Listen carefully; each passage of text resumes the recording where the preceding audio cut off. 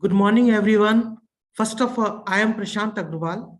On the behalf of Adley Oncology, first of all, I would like to wish you and your family many happy New Year.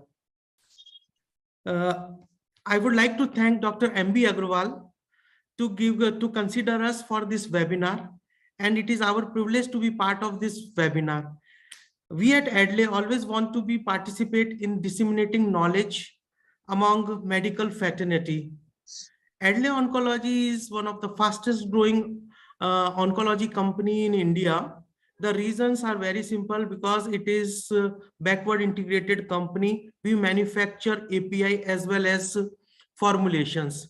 The second is we focus on the new product development. We bring cost effective medicines and we emphasize on patients first approach. We always try to bring patient compliance through our new drug delivery system products. We try to give patient support. We go for the patient education programs and bring cost-effective medicines. Not only the cost-effective medicines, but we also work for the quality products. We are expanding our global presence. I just want to share that recently we have received very stringent regulatory accreditations like INVIMA and the coffee press. We have also triggered for the EU GMP and ANVISA. Now, we are having a very good presence in hematology or hemato-oncology segment also. We have a certain very good brands like carfilzomib, dasatinib, plerixafor, azacitidine oral tablets, peg-alasparginase, and azacitidine injection. So this is about the Adley Oncology. And once again, I thank you and all the best for this webinar. I hand over the session to Dr. MB Agrawal, sir. Thank you, sir. Thank you, Prashant, for those kind words and starting this webinar. Good morning to one and all. Today, our guest speaker is Dr. Nidhi Jain from Ahmedabad, and she is going to speak to us on CMV infection, all that a hematologist should know. This webinar is brought to you by Mumbai Hematology Group. It is supported by Adley Oncology, managed by Perfect Square. I thank Mr. Ashutosh Shukla and the team from Adley Oncology, Mr. Yash Kalpesh and the team from Perfect Square, Executive Committee of Mumbai Hematology Group, our chief guest, Dr. Gurmeet Singh from Bhilai, our guest speaker, Dr. Nidhi Jain from Ahmedabad. All our discussants were themselves eminent hematologists, hemato-oncologists, or pediatric hemato-oncologists. You participants for sparing your Sunday morning from India, maybe afternoon or evening from the rest of the world. To introduce you to the next weekend webinars, we have Dr. George Castillo from Dana-Farber Cancer Institute speaking to us on Saturday, 14th January at 7 p.m. on BTK inhibitors, not in CLL, but in Waldenstrom macroglobulinemia. Do listen to him with his pioneering work in this field. Sunday morning, 15th of January, 11:30 a.m., we have Professor Fallini from Italy speaking to us on T-cell lymphoma and update in 2023. Dr. Fallini is not keeping well, and there is a possibility that this webinar may not take place. We'll keep you informed. Our discussants are very important personalities from all over India. Their names are put up alphabetically here. I'll introduce them to you. Dr. Abha Dubey from Shalby Hospitals, Ahmedabad. Dr. Aditi Shah from KEM Hospital, Mumbai. Dr. Akanksha Garg from AIMS, Jodhpur. Dr. Amrin Pendrawala from Bijewadia Hospital for Children, Mumbai. Dr. Amit Jain from Pediatric Hematology Oncology in the BMT Center at Borivali, Mumbai. Dr. Arpita Gupta from Lokman Tilak Medical College, Sion, Mumbai. Dr. Ashok Rajoria from RJN Apollo Spectra Hospital and HHOC Center, Gwalior. Dr. Kirti Sabnis from Fortis Hospital, Mulund. Dr. Richa Misra from SRCC Hospital, Mumbai. Dr. Sandeep Sheth from Zadas Hospital, Ahmedabad. Dr. Subhaprakash Sanyal from Fortis Group of Hospitals, Mumbai. Dr. Sundar Shevale from TMC, Tata Medical Center, Kolkata. Dr. Swati Sinha from King George Medical University, Lucknow. And Dr. Tanu Singhal from KD Ambani Hospital, Andheri, Mumbai. It's time to introduce our chief guest for the day. It's my privilege to introduce my colleague and friend, Dr. Gurmeet Singh from Bhilai. Dr. Gurmeet Singh did his DM in hematopathology from All India Institute of Medical Sciences, New Delhi. He's working as a consultant hematologist and hematopathologist at JLN Hospital Research Center for Steel Authority of India Limited, Durg, Chhattisgarh. His areas of special interest are flow cytometry, hemostasis, and clinical research. I request him to inaugurate our today's webinar and give the words of wisdom. Over to him. Thank you, sir, for such a nice introduction. It's always a pleasure to listen to your webinars. And it has been, since COVID, we have been enriched by the knowledge that has been imparted by such webinars. Today, I won't be talking about any subject, but I'll be just speaking on hematology as a general, and what are the things that people, those who are residents and want to come to hematology, how they can come and enrich this subject and how they can benefit the society as a whole. So I can take an example from the place which I belong to. It's you can say it's a tier 3 city, and we have a hospital, but what I see is people here are still not very well versed with what are the diseases that can affect the people when in relation to hematology. So for them, hematology starts with anemia and ends with anemia. Apart from anything else, they just don't want to investigate the patient further. And so there is a need for people, both a pathologist who are very good at looking at a peripheral smear, interpreting a bone marrow, interpreting a coagulogram, the coagulation studies, and give a correct diagnosis. And so that our clinical colleagues can be benefited. And for the clinical people, there's an immense scope to come to such places and help the people with the right kind of a treatment. I am very fortunate that I have one of a very young, bright MBBS, post-MBBS student who is doing just his in between his exams, and he wanted to have some experience, so he came to us. And I'll share where his thoughts regarding hematology. And he said that he likes it very much. Why? Because there is a new challenge every day. When a person, suppose a lady who is having anemia comes, and she has been treated with all sorts of hematinics, now arriving at a diagnosis, telling her what exactly it is, thinking beyond the routine iron deficiencies and other nutritional anemias, doing a complete workup, offering a complete diagnosis, and telling her that this is her disease, so she can go to a specific clinical hematologist and get a treatment, get well, and lead a very healthy life. So as far as I think, people both in hematology, the hematopathology, and in clinical hematology, they can come, and they have an immense scope to work in this field. If I dare to say, this field is not very crowded as yet, so there's a lot of opportunity, both for clinical work and both for research work. For research work, hematology is a very fast evolving field. Every day we are having the new mutations that are linked to diseases, new genetic studies that are coming up, the new classifications based on these studies, so that the patients can be benefited according to that. And people who want to do a core research work can come forward and join this field. And people who want to do a clinical work, for them also there is no dearth of work. All my friends who did hematology, they are in a very good position in big cities, but still there is a need for hematologist in a small second tier and third tier cities, in a place like Durg, Raipur, where people will need whatever help they can from someone who reads, follows, and practices hematology.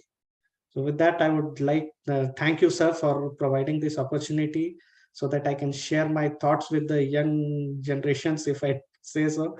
And I think they should come forward. And those who are still in dilemma and are attending your webinars, they would be very much inspired to come and join hematology and work for in the field of hematology. Thank you so much, Dr. Gurmeet Singh. You said something which is so appropriate. If it was not for the advances that are taking place in the field of hematology, what you began with, that it used to start with anemia and end with anemia, it would not have been so exciting. But last 3 or 4 decades, the advances have been so massive. And as you said, the field is not yet crowded, is not going to be crowded very soon. So there will be place for each and everyone who is aspiring to become a hematologist. You are quite right. Mumbai, Kolkata, places like Ahmedabad, Chennai are blessed with presence of eminent personalities in this field. But the plea of a patient coming from little smaller place, when he finds that traveling is so difficult and the care back home is so poor, is something to be really witnessed, and you feel really horrible about what happens to them when they go back. So you are right, you are taking care of your patients in Bhilai, and you need a lot of people in 2-tier and 3-tier cities, town places, I would say even villages, to practice scientific hematology. I mean, it's missing, it's totally missing. And that has to be practiced to give the fruits of this branch and the advances which are taking place in this branch to our people. So Gurmeet, you brought out something very, very important, and I hope people have heard you today and they follow you, what you said. Thank you. Really, thank you for this opportunity, sir. Thanks for sparing your time. So we'll move on with the second part of our webinar today. And that is, we have 2 things today, the Sunday quiz, and that will be followed by the weekly case. So first, let's have the Sunday quiz. This week is for infections in hemato-oncology, and we are going to take this opportunity to discuss 3 infections. As you know, our guest speaker of the day is going to cover all about cytomegalovirus. And with the help of, first of all, this quiz, let me explore one more infection. This quiz is related to PJP. You will be given 9 statements about PJP. Out of these, 1 is false. You have to pick up the false statement, and each statement has been given a number. You pick up that number of the false statement and email that number 1, 2, 3, whatever that number is, to mbagarwal1@gmail.com. As usual, after Nidhi's presentation and before we go to the Q&A session, we will tell you all the names of our students and seniors who gave us the right reply in the order in which we received these replies, the names. And also at the end, we will give you the name of the winner, which is the fastest finger first, and will receive a token of appreciation from us. So you need to be correct and you need to be speedy to win the prize. And that is the email ID, mbagarwal1@gmail.com, on which you have to just message the number 1, 2, 3. Don't write anything more. Don't waste your time. And now we come to these 9 statements. Pneumocystis cerevisiae pneumonia, PJP, was formerly known as Pneumocystis carinii pneumonia, PCP. Second, Dr. Carini isolated it from infected rats. Later, Dr. Zerove isolated it from humans. 3. It was initially considered trypanosome and later a protozoa. Finally, it was confirmed to be a fungus. 4. LDH is a sensitive test for PJP infection, and it is raised in over 90% of patients. It reflects the degree of lung injury. It declines with successful treatment. Persistently raised LDH suggests failure of treatment. 5. Raised beta D glucan, BDG, suggests PJP, Candida, aspergillosis, or zygobacillus infection. 6. Diffuse bilateral infiltrates extending from the perihilar region on an X-ray chest suggests PJP infection. 7. CCT of chest shows ground glass attenuation with a background of interlobular septal thickening. 8. PJP infection does not respond to antifungal drugs. And 9. Trimethoprim sulfamethoxazole is as effective as IV pentamidine and is more effective than all other alternative treatment regimens. So these are the 9 statements. One of these statements is wrong. That wrong statement, pick up the number and email it to the top email ID that has been put here, mbagarwal1@gmail.com. I'm going to keep this slide on for a few seconds for you to read through the same again.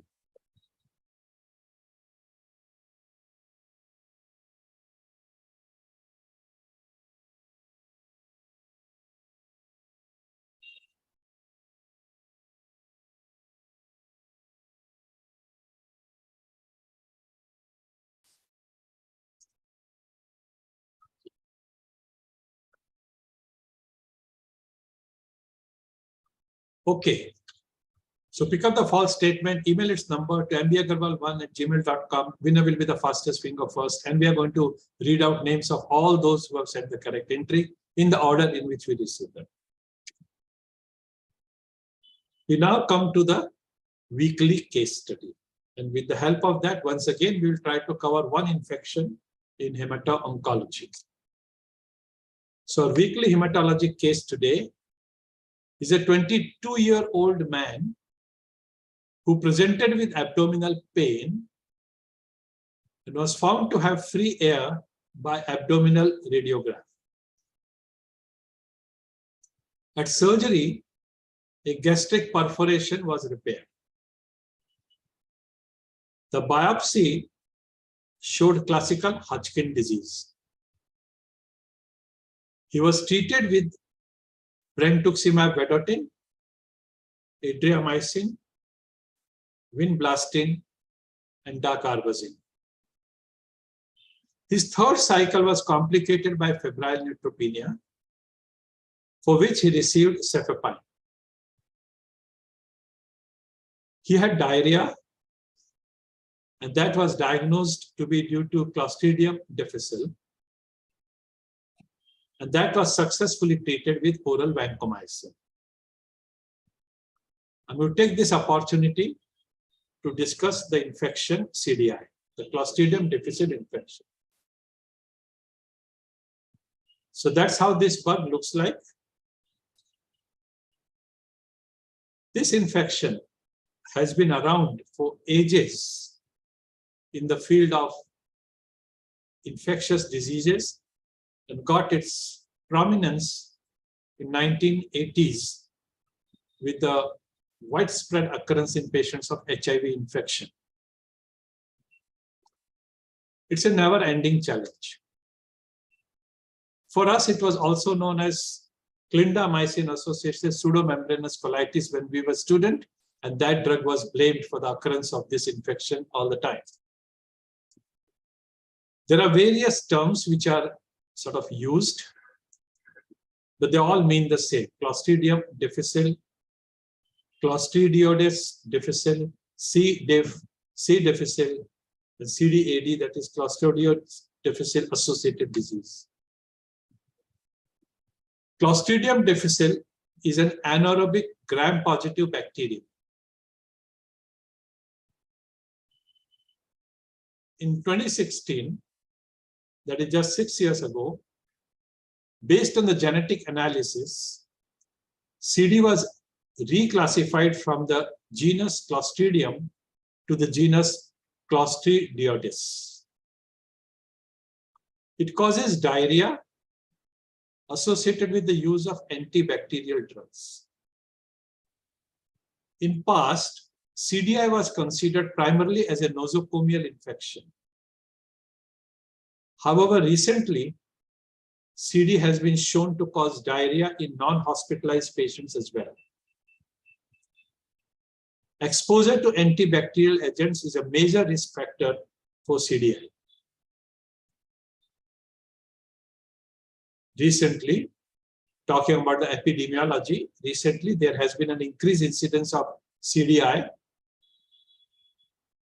increased incidence of severe and complicated CDI, increased incidence of drug-resistant, recurrent, and non-hospital CDI. All these might be related to worldwide spread of the hypervirulent endemic strain Clostridioides difficile BL NAP1027. The increased virulence of this strain is associated with increased production of toxins A and B, production of binary toxin, greater ability to form spores, and more frequent resistance to fluoroquinolones. Continuing with the epidemiology, in patients infected with BL NAP1027 Clostridioides difficile strain, severe and complicated form of CDI is more frequent. Relapses and 3 times higher mortality than the strains 001 and 014 are observed. Presently, over 60% of all identified Clostridioides difficile strains belong to this hypervirulent strain. Moving from epidemiology to pathogenesis, CDI spreads via fecal-oral route and is caused by the ingestion of spores, which are resistant to high temperature, acid, and antibacterial drugs. After ingestion, spores under the influence of contact with bile acids in the duodenal lumen transform into the vegetative forms of bacteria. Under favorable conditions, such as antibiotic-induced dysbiosis, the vegetative form of CD colonizes the large intestine. In the large intestine, it produces enterotoxins, and the vegetative forms are transformed into spores. The main pathogenic factor of CD is the production of bacterial toxins, A and B, which inactivate rheogTPase. And this leads to depolymerization of actin fibers, damaging the colonic epithelial cells. So, normal, healthy gut getting colonized by the organism's spores, and then there is infection, and with antibiotic therapy, there can be recurrences. Continuing with pathogenesis, these toxins stimulate the production of TNF-alpha and pro-inflammatory interleukins, that is 1 beta and 18. They also lead to production of oxygen-free radicals.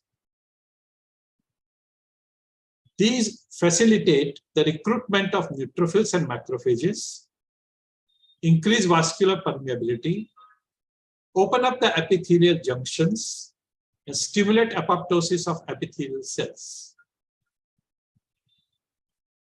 Damage to the intestinal mucosa and excessive mucus production results in diarrhea, colitis, and the formation of pseudomembrane, which is made up of inflammatory cells, the fibrous exudates, and necrotic material.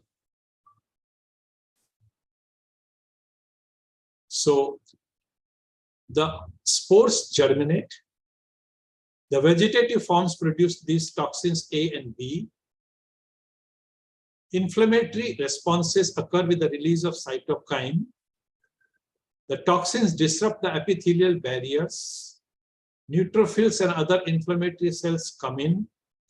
The pseudomembrane is formed. And that's the pathogenesis of this infection. Now, who gets CDI? The most important risk factor, as has been mentioned repeatedly, is the exposure to the antibacterial agents, especially the broad spectrum ones. The penicillins, the cephalosporins, the fluoroquinolones, and clindamycin, of course. But there are other risk factors as well. And these include elderly age, recent hospitalization, accompanying comorbidity, especially cancer, chronic kidney disease, cirrhotic liver, diabetes, inflammatory bowel disease, disorders of immune system, HIV, solid organ transplant, and to us, the hematopoietic stem cell transplant, post-gastrointestinal surgery, or even endoscopy.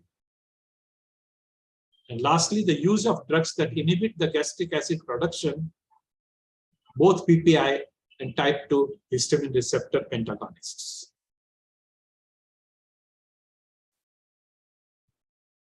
So this is just a cartoon showing you the risk factors, most important being the antibiotic exposure in the elderly people, hospitalization, and the weakened immune system. And recurrences are common, so previous history of this organism. There is an extremely important role of dysbiosis in the pathogenesis of CDI. The human gut microbiota consists of microorganisms that live in the human GI tract. This pool of all microorganisms in a microbiota is called microbiome. It consists of numerous species of bacteria, viruses, fungi, and protozoa. Colon has the highest density of bacterial colonization and species diversity. There are over 400 species of bacteria that can be identified, which includes anaerobes, aerobes, and the relatively anaerobic bacteria, and some of them are listed here. The intact human gut microbiota fulfills many functions which are very important to the host. It positively influences the differentiation and growth of the intestinal epithelium and maintains the integrity of the intestinal barrier. It affects the intestinal motility, modulates the inflammatory response, regulates glucose metabolism, reduces intestinal pathogenic microorganisms colonization by stimulation of the intestinal epithelium to produce mucin and antimicrobial peptides, and by reducing the pH of intestinal contents. It also produces vitamin B and vitamin K. Intestinal bacteria, due to their species diversity and the ability to produce many different enzymes not produced by human cells, participate in the digestion and fermentation of various nutrients, especially fibers, obtaining easily digestible metabolites. It also has immunomodulatory role. It stimulates the proper development of immune system, regulating its activity, such as reducing excessive inflammatory reaction. Dysbiosis is the term coined to explain the imbalance in the composition and function of the microbiota. It is defined as a decrease in the number of the beneficial bacteria, an increase in the number of potentially pathogenic bacteria, and a loss of microbiota diversity.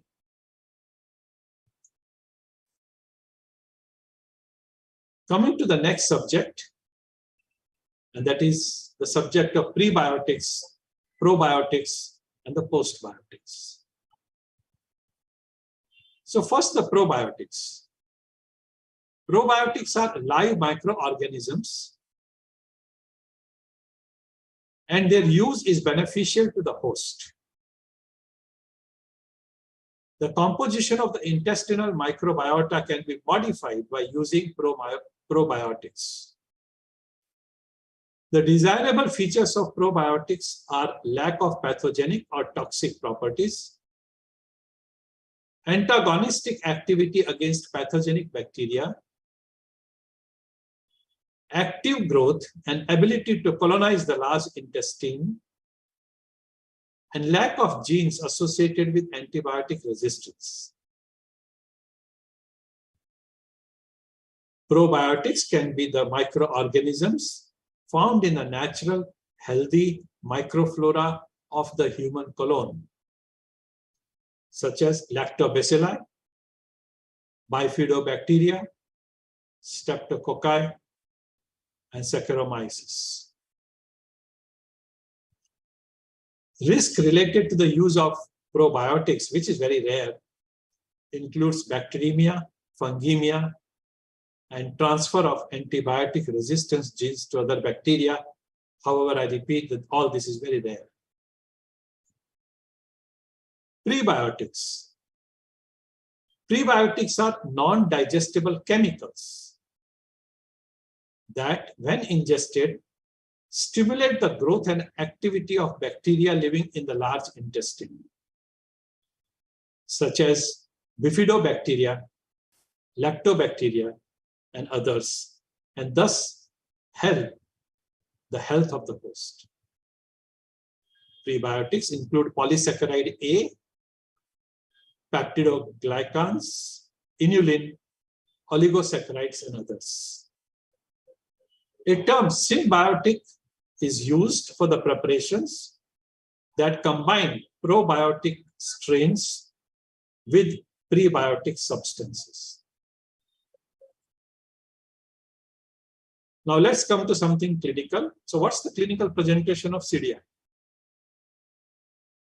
There may be just asymptomatic colonization of the large intestine,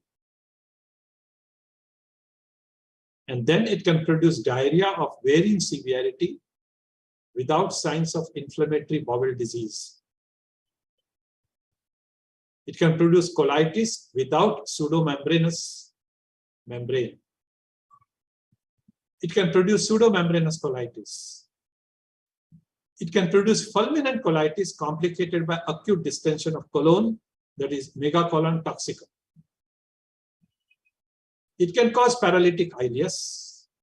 And lastly, it can cause colonic perforation. So from asymptomatic colonization to diarrhea, to non-pseudomembranous colitis, to pseudomembranous colitis, to fulminant colitis, to megacolon, to paralytic ileus, to perforation. The most common clinical symptoms are watery diarrhea, fever, nausea, vomiting, lower abdominal pain, and malaise. These usually begin 2 to 3 days after exposure to Clostridioides difficile. If you have taken antimicrobial agent, these symptoms appear between 5th to 10th day of the use of antibacterial drugs. In 20% of patients with CDI, the infections recur after the treatment. The recurrent CDI is defined as a relapse occurring up to 8 weeks after the previous episode. In 90% of cases, the patients have received antimicrobial therapy anywhere between 1 to 8 weeks prior to the onset of the symptoms. A few more words about recurrent CDI. The risk factors for recurrent CDI are once again age above the group of 65 years, advanced underlying disease, especially malignancy, HIV, transplants, organ dysfunction, and antibacterial treatment after the treatment of the earlier episode of CDI. The causes of recurrent CDI include disturbance in the colonization of the large intestine by the physiological bacterial flora, the presence of vegetative forms in the gastrointestinal tract, less frequent non-production of IgG antibodies against toxin A and B, or resistance of CD to the antibacterial drugs that you use to treat CDI, that is vancomycin and fidaxomicin.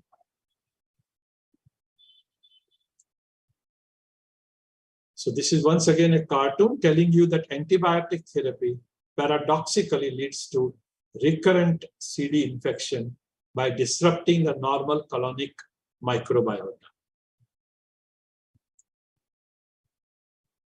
Closer to the home, CDI in hemato-oncology. So CDI following transplants. CDI is a common problem after allogenic hematopoietic stem cell transplant. The determination of incidence, risk factors, and the impact of CDI on allo-HCT outcomes remains an unmet need. A study from US centers between 13 to 18 was reported to CIBMTR. This was related to allotransplant done for AML, ALL, and MDS about the age group of 2 years. 826 patients with CDI versus 6,723 controls from 127 centers were analyzed. The cumulative incidence of CDI by day 100 was 18.7% or 10.2% in pediatric and adult patients respectively, with a median time to diagnosis at day 30, day plus 30. CDI was associated with inferior overall survival, and there was a 2.6-fold increase in infection-related mortality. There was a significant overlap in the onset of acute GVHD and CDI. Infection-related mortality increased by 4-fold or more when CDI and acute GVHD was considered. Despite advances, increased infection-related mortality and decreased overall survival from CDI still remain. CDI is also a leading cause of infections in hemato-oncology outside transplant. What I've quoted here is a study from is a study of lymphoma patients where CDI was shown to be present in 2.1% of those with lymphoma as against 0.8% of patients without lymphoma. And in patients of lymphoma, the predictors were chemotherapy, infections, GI surgery, comorbidity index score, and again transplants and GVHD. Coming to diagnosis. CDI is diagnosed by the presence of diarrhea or megacolon toxicum with one of the following criteria.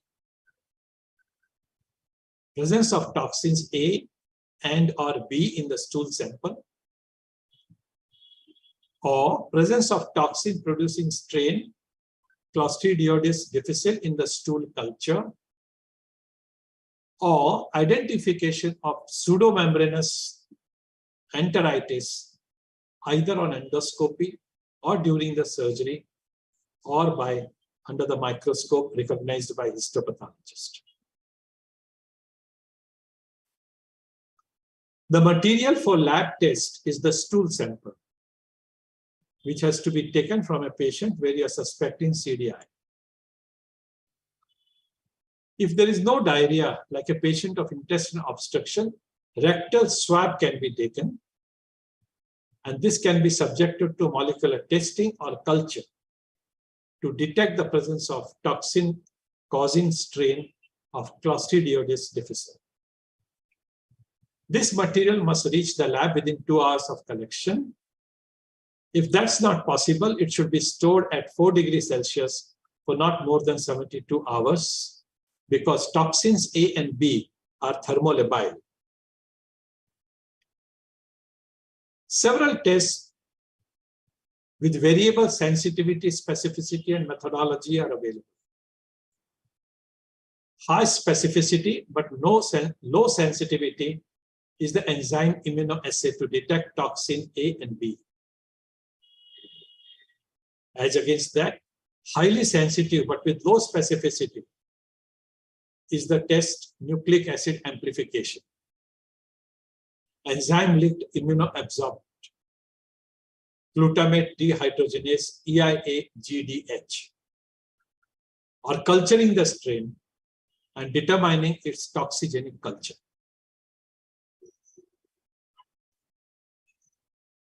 NAAT molecular test detects genes encoding Clostridioides difficile toxins.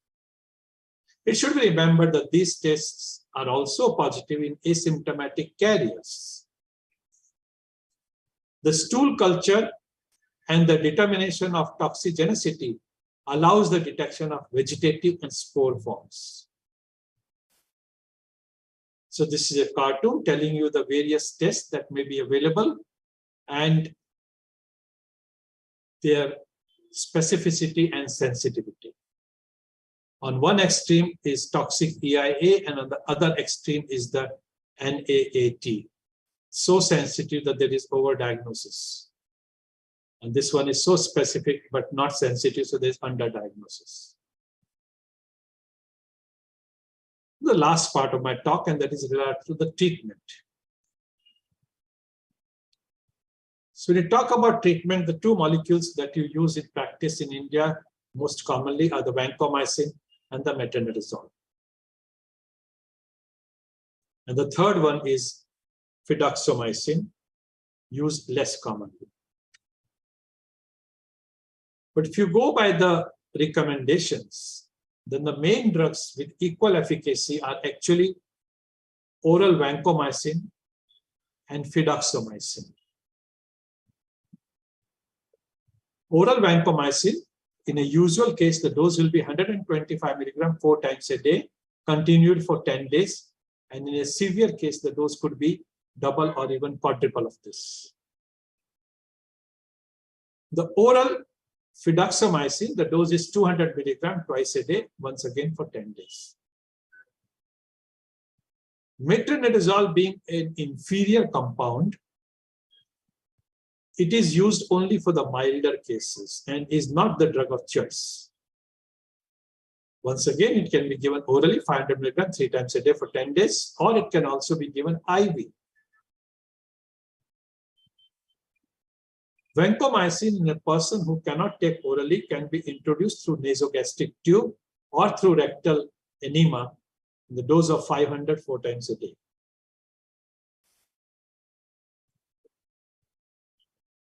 Coming to the fecal microbiota transplantation, FMT.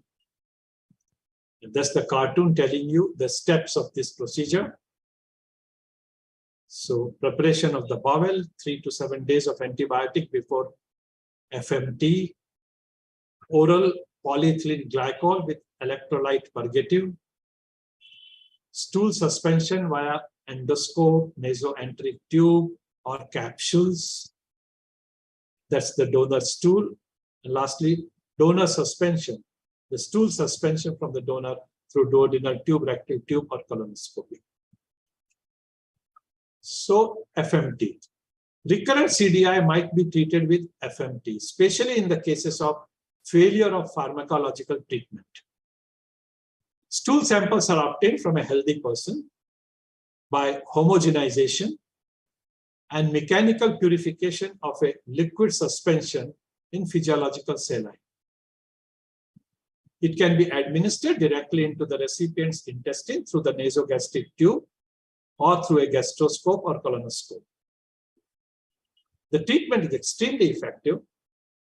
However, the long-term metabolic effects of intestinal microbiota transplantation are still unclear. In a study by Van Noot, comparing the effectiveness of FMT and vancomycin, in 81% of patients treated with FMT, no recurrence was observed, as against 27% of patients treated with vanco, where the recurrence did not occur.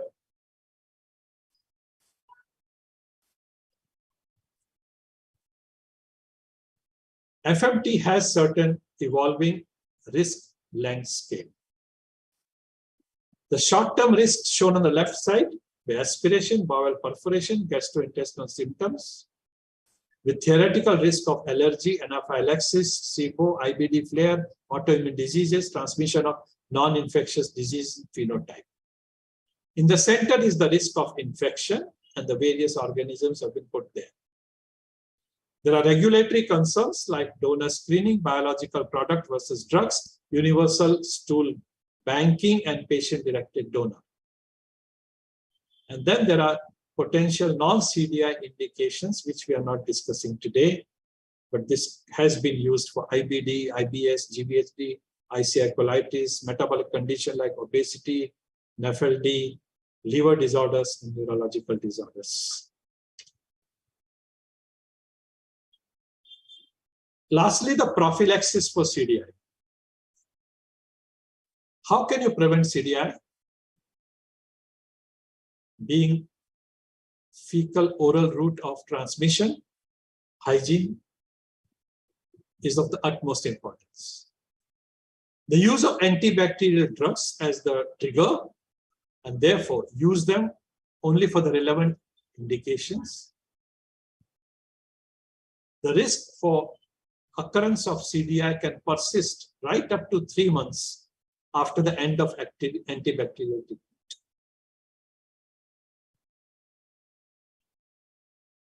Choosing an antibacterial drug which has lower CDI risk can decrease the incidence, and these include carbapenems, macrolides, aminoglycosides, tigecycline, tetracycline, and trimethoprim sulfamethoxazole.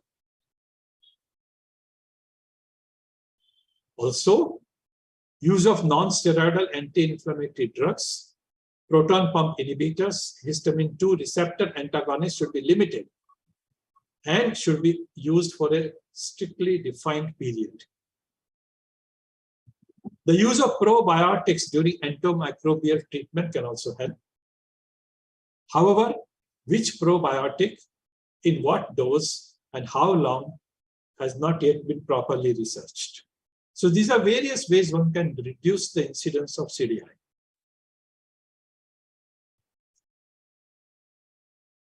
What about prophylactic oral vancomycin? There is currently no standardized approved antimicrobial prophylaxis for this disease. However, certain studies have evaluated the role of prophylactic oral vancomycin, especially in the setting of allo hematopoietic stem cell transplant. and it has been found to be highly effective without increasing the risk of GVHD or disease relapse.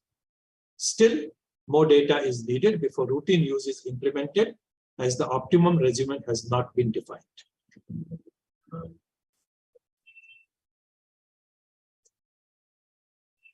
Baslotoxumab. Prevention of CDI and recurrent CDI, RCDI, can also be approached using passive and active immunity directed at the toxins of Clostridia difficile.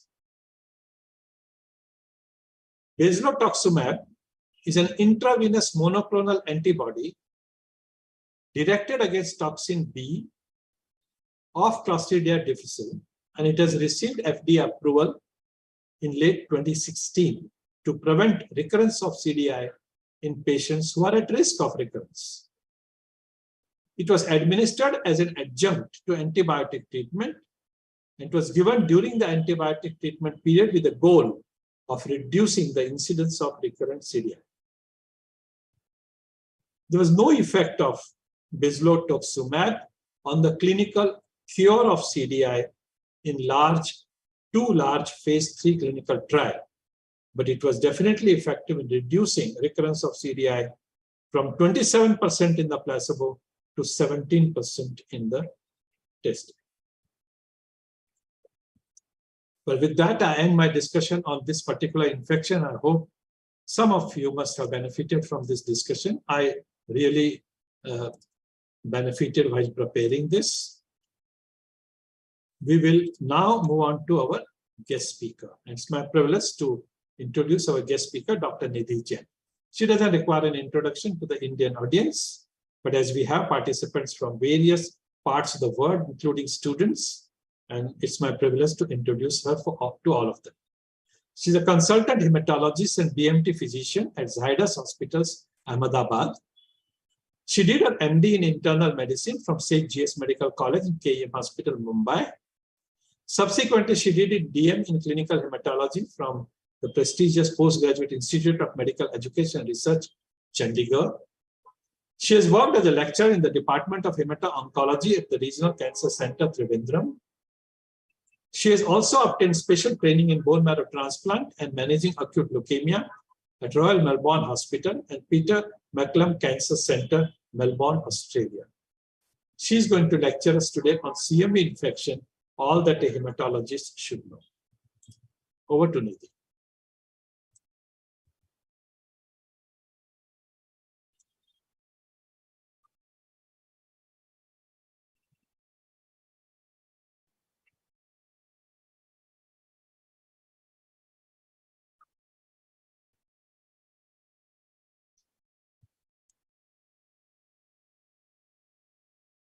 Nidhi, you are muted.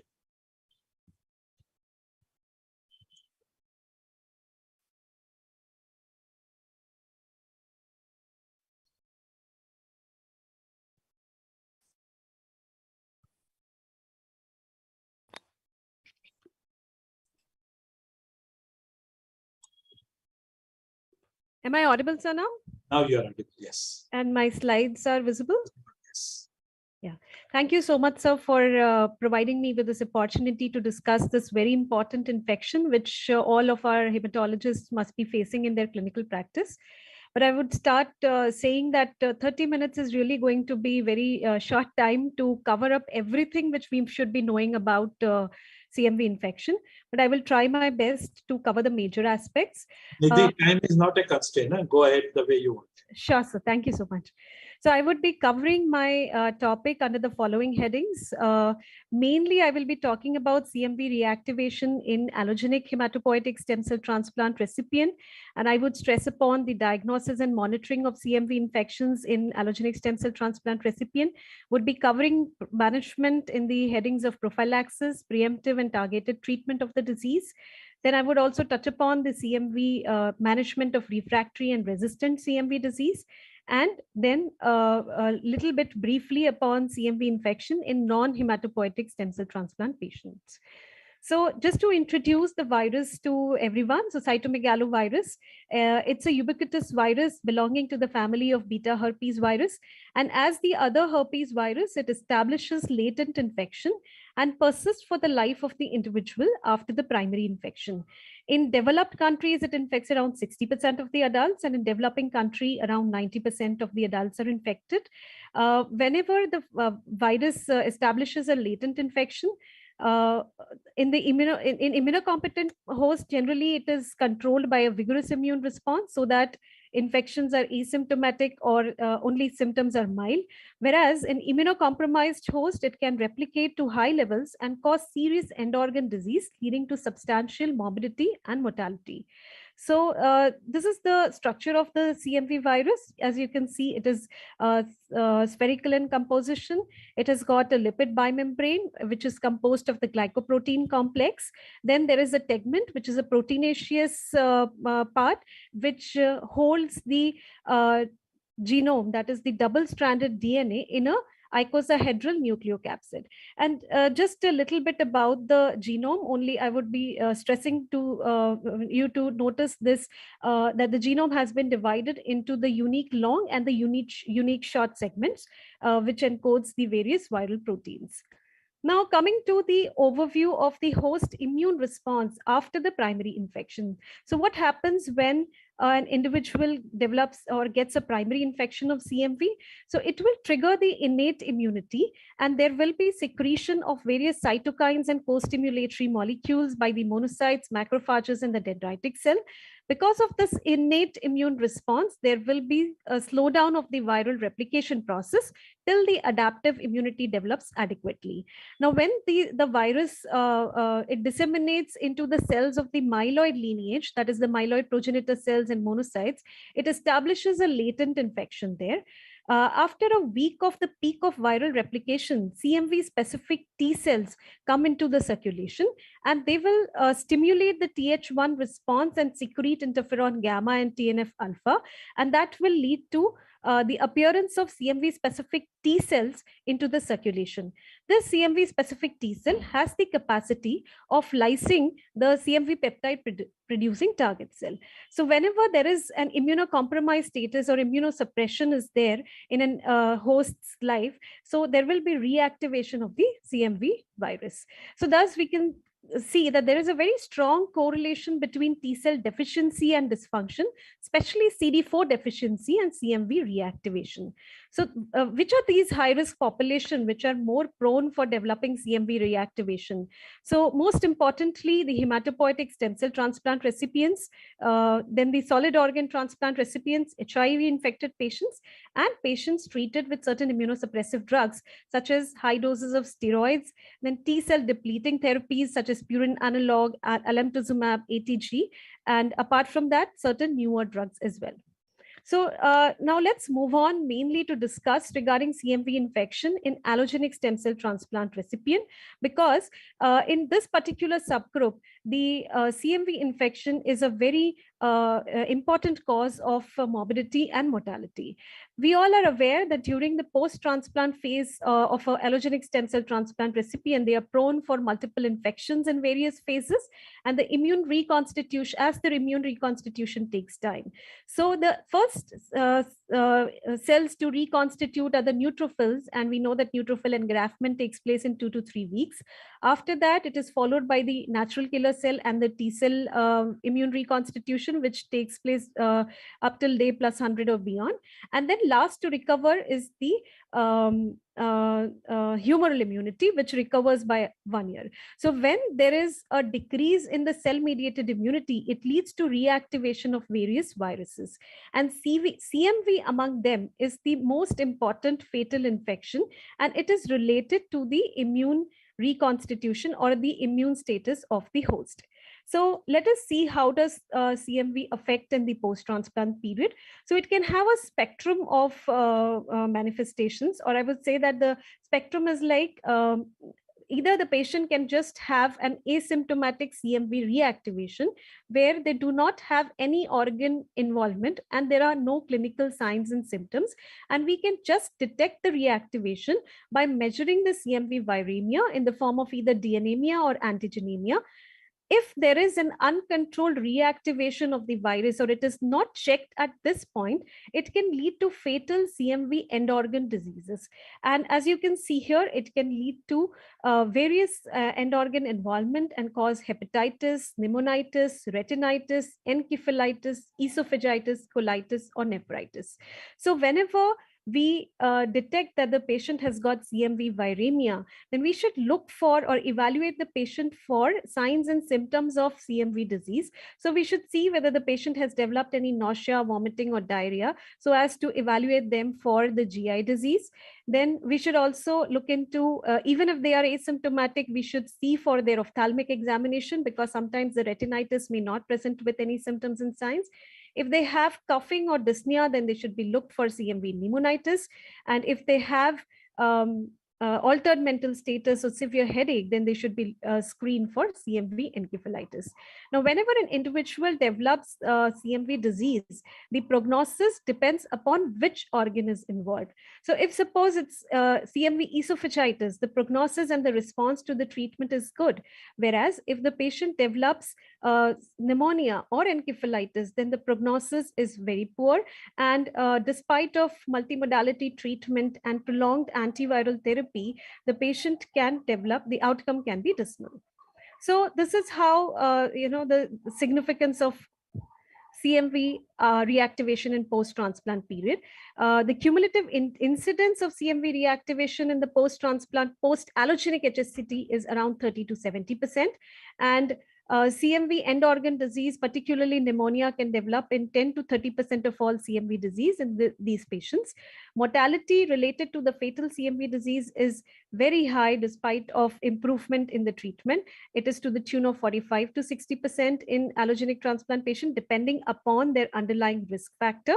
And various studies have already shown that CMV reactivation in the post-transplant period can lead to higher non-relapse mortality rate.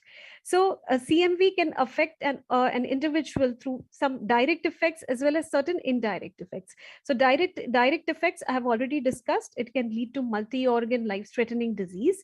And it can also, once it is treated, it can later on also lead to breakthrough infections, and there can be development of resistant CMV disease. Indirect effects include that the patient can develop various bacterial and fungal infection. They can develop an immunosuppressed state. The relationship between CMV and GVHD is bidirectional as per various reports, and CMV itself can lead to increased incidence in GVHD. All of these can lead to a prolonged hospital stay and obviously increase the cost of therapy. And not to forget is the drug toxicity, which is caused by the anti-CMV agents which we use for managing these patients. And most important of the drug toxicity is myelosuppression and renal failure, which we'll be seeing in the next few slides. Now, what are the risk factors for CMV reactivation in post-allogenic transplant patients? So CMV serostatus, that is very important, and particularly recipient positivity is very important. Then various transplant conditioning, particularly if we are using T-cell conditioning regimen, depletion conditioning regimen, that makes an individual more prone for CMV reactivation. Medications, as I have already mentioned, high-dose steroids, ATG, alemtuzumab, and post-transplant cyclophosphamide, which is the most upcoming GVHD prophylaxis, even in the non-haploidentical transplants these days. Then the donor type, if it's a HLA mismatched transplant or haploidentical transplant or an umbilical cord blood transplant, then the chances of CMV reactivation increases. And GVHD, as I've mentioned, that GVHD per se increases the risk of CMV reactivation because of immunosuppression which is used. and advanced age. So these are the various risk factors for CMV reactivation. As I was talking about CMV serostatus, so in the developing countries, there is a very high seroprevalence, and from India, it has been reported that the seroprevalence is almost to the tune of 95 to 98%. And in the Western world, the seroprevalence is 38 to 75%. So if I talk about the combination of the recipient and the donor's serostatus, so we should be aware that if the recipient is seropositive and the donor is seronegative, that leads to a very high chance of CMV reactivation, and in turn it increases the chances of non-relapse mortality, followed by both the recipient and the donor being seropositive. So if the individual or without any CMV prophylaxis, almost 60 to 70% of the CMV seropositive recipient will experience CMV infection following hematopoietic stem cell transplant. This is again a Kaplan-Meier curve to show that if we use a T-cell depletion conditioning regimen or T-cell depletion regimens, then that can increase the chances of CMV reactivation as compared to the T-cell replete transplants. So if I talk about the Indian data, considering the 99% seroprevalence, our probable risk category is D+, R+, and there are certain published reports of CMV reactivation. One is from TMC Kolkata. In their cohort of 130 patients, they found that the CMV reactivation was 43.8%, but somewhat lower reactivation rate was reported from the AIMS data. So as I mentioned, that post-transplant cyclophosphamide is a very important risk factor for developing CMV reactivation. And this was a CIBMTR analysis which showed that PTCY, which was used not only in haploidentical transplant, but also in the matched sibling donor transplant, led to increased incidence of CMV reactivation. This was regarding the risk factors. Now let's move on to the diagnostic tests which are available. So the various diagnostic tests which are available, or various tests which are available for CMV infection and disease, are serology, which includes CMV IgM and IgG. As we know, IgM tells us about the recent infection and IgG about the past infection. But this test is not helpful in diagnosis. It has got very low sensitivity, but very important is that in all our allogenic transplant recipient and donor, we should have their serostatus checked. Then the quantitative PCR, which is basically which detects the CMV, the anemia, it is very important and the recommended method to diagnose, screen, and monitor CMV infection. I will be elaborating this in the next slide. Then PP65 antigenemia. So PP65 is a viral structural protein which is present on the leukocyte during active infection. And there are the antigen assay which can detect the PP65 antigenemia, but it is a laborious test. It requires immediate processing and it lacks standardization. So practically, particularly in leukopenic patient, it will not be very helpful in diagnosing because of the limitations. Then coming to the culture, CMV culture, we have conventional culture and the shell vial culture, but these tests are again less sensitive and they take longer processing times, and so it may not be very helpful in making accurate and fast diagnosis. Then the histopathology and immunohistochemistry, they are very specific and they are the gold standard for diagnosing invasive CMV disease. So whenever a patient has got is suspected to have a CMV enterocolitis, then we need a biopsy sample, and the histopathology and IHC can make a definitive diagnosis. Moving on to CMV quantitative PCR test, as I said, that it is due to its high sensitivity and high throughput, it is the preferred diagnostic testing modality and incorporated in the various clinical algorithms for the same. It helps in determining when to initiate a preemptive antiviral therapy, and also it is very important for monitoring the course of infection and disease. But there are certain limitations of the CMV quantitative PCR, and the most important is the lack of standardization among the various commercial and laboratory developed assay. And because of this reason only, in 2010, WHO committee has established an international standard scale so as to report this CMV quantitative PCR by various labs. But even after implementing that, there are various intra and inter-lab variability, and because of which such, it is difficult to establish a universal standard viral threshold that would help us to predict the disease progression. Another limitation, as I spoke about regarding the invasive CMV disease, is that CMV, if I talk about GI disease, so it may not cause any significant viremia in plasma or blood. There might be localized disease, but it may not cause significant viremia in plasma or whole blood. And in such cases, the gold standard for diagnosis is the use of histopathology on the gastrointestinal biopsy sample. Now, regarding whom to monitor and when to monitor, so all allogenic stem cell transplant patients require CMV monitoring, and the preferred test for monitoring is the quantitative PCR assay, and it is important for monitoring the viral load.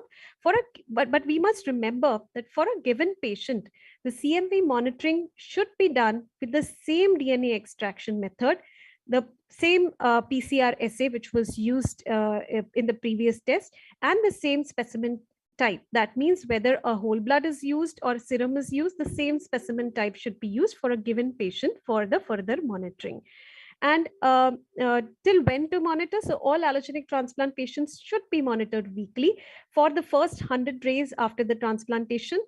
Beyond 100 days also, certain patients require CMV monitoring, and these includes those individuals who had reactivation in the first 100 days and those who require prolonged immunosuppression, particularly steroid therapy for GVHD. Moving to certain CMV specific immunity assays. These are newer diagnostic, tests, not exactly diagnostic. And the CMV specific immunity assays, such as AliSpot CMV, quantiferon assay, intracellular cytokine signaling, and tetramer staining. These tests basically measure the cytokines which are secreted by the CMV specific T cells. And there are various prospective trials till date which have been done, which has shown that all these tests can lead to or can tell us about the development of a meaningful CMV immunity, and they have the potential to predict the occurrence of CMV disease. Thus, these tests can be incorporated along with the other diagnostic tests so as to individualize the therapy. We can come to know that when to be aggressive in the treatment, what is the duration of prophylaxis we need to give for a particular patient. If there's development of CMV specific immunity, then we can cut down on the prophylaxis which we are giving. So this is how these tests can be used. But one-time measurement is not sufficient, as the immune status of the patient changes in the post-transplant period related to various factors. That is why one-time measurement will not be sufficient. Other limitation is that the standardization which of this test, which is not there at present, and the cost. Now, moving on to the management of CMV infection in the post-transplant setting, and this can be basically divided into three parts: the prophylaxis, preemptive therapy, and the treatment of the disease, that is the targeted therapy.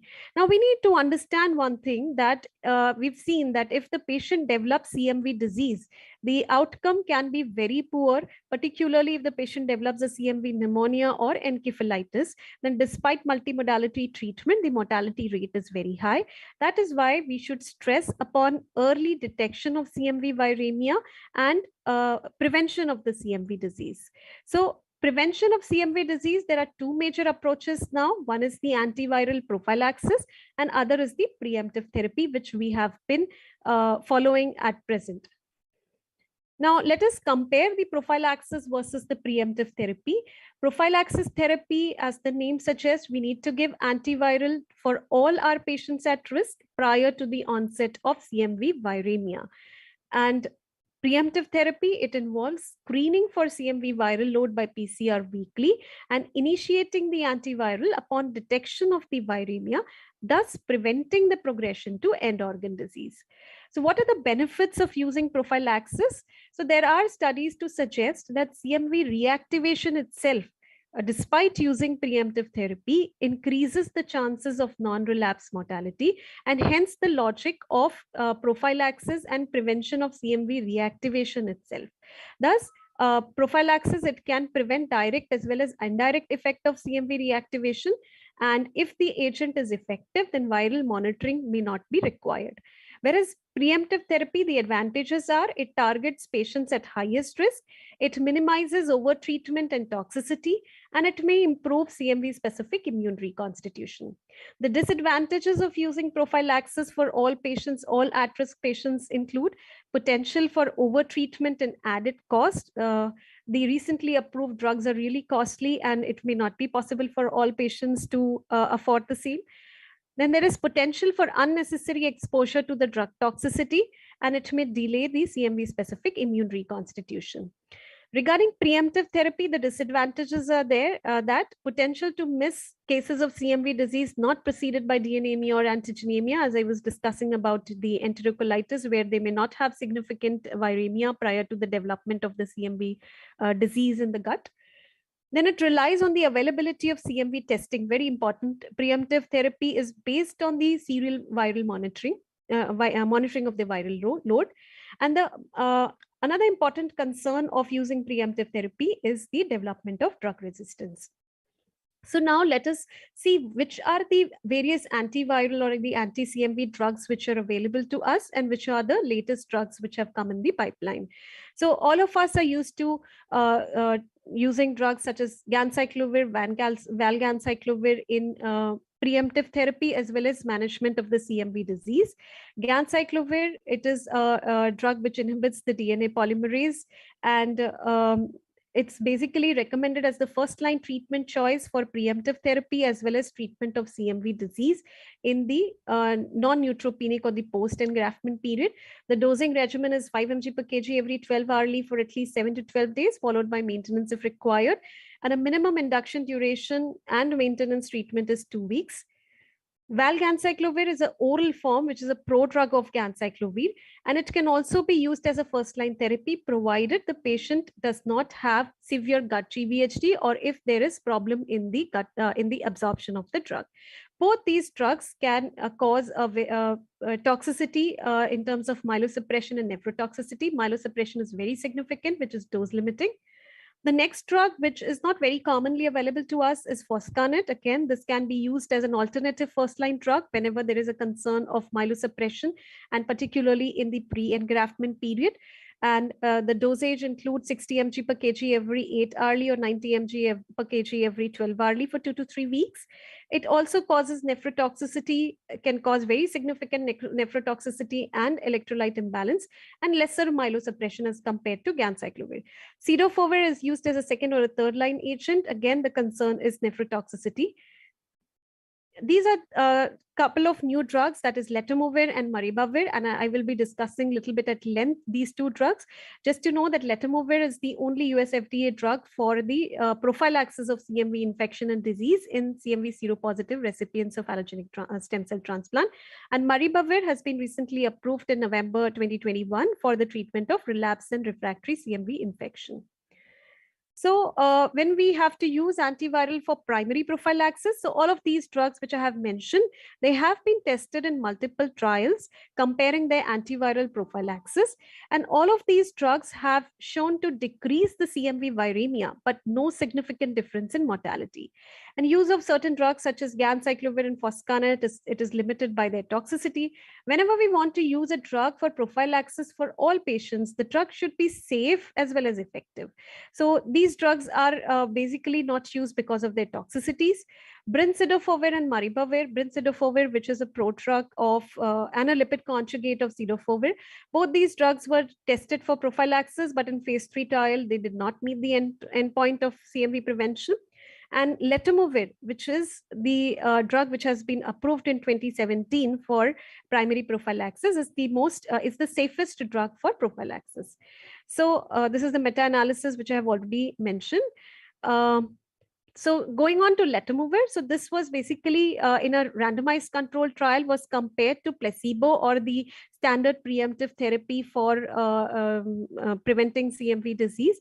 And it was found that as compared to placebo, there is a significant reduction in clinically significant CMV reactivation for letermovir prophylaxis as compared to the placebo. So 37% versus 60% at 24 weeks.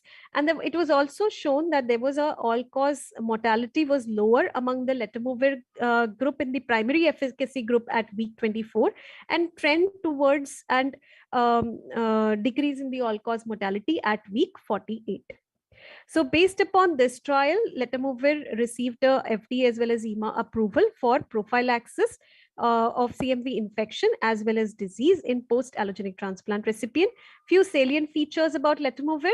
So it's a viral, it inhibits the CMV viral terminase complex and thereby inhibiting viral replication. Important to note that it is not myelotoxic and nephrotoxic, and hence it is safe for the prophylaxis during the peri-transplant period. It does not require any dose adjustment based on the renal dysfunction or mild to moderate hepatic dysfunction. Both oral as well as IV formulations are available, and hence it can be administered early in the post-transplant period, and dose adjustments are required when cyclosporine is used for GVHD prophylaxis. So the usual dose of letermovir is 480 milligram per day, once a day, but with cyclosporine, the dose which is used is 240 milligram once a day. But in phase 3 trial, what has been shown that after 100 days, when letermovir is stopped, there is higher incidence of CMV reactivation after discontinuation. So now there are trials which are looking at use of letermovir as secondary prophylaxis in prevention of delayed CMV reactivation, especially in the high-risk population. So this is letermovir available in 2 strengths, 240 milligram and 480 milligram, and you can see it can be very heavy on the pockets.